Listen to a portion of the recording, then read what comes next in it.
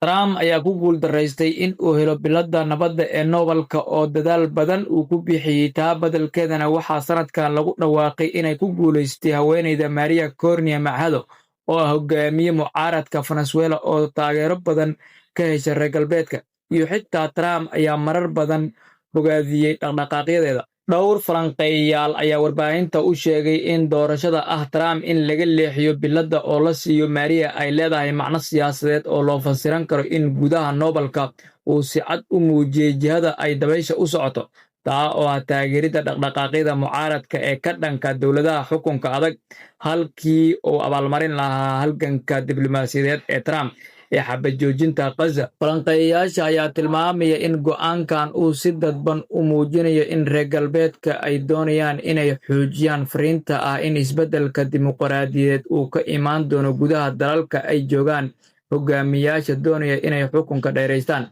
sida Venezuela, halka la iska indhatiray kaalinta Trump ee heshiisyada nabadeed ee Bariga Dhexe. Xilliga lagu dhawaaqay biladdan waa waqti ay saqdhexe u tahay Trump oo weli lama gaarin falcelintiisa inuu ku guuldaraystay biladda uu sida weyn u doondoonayay, oo xitaa mar la soo wariyey inuu Norway oo xarun u ah guddiga bixiya in uu ugu hanjabay haddii aan la siin biladdan in uu cunaqabatayn saari doono gebi ahaanba iyaga.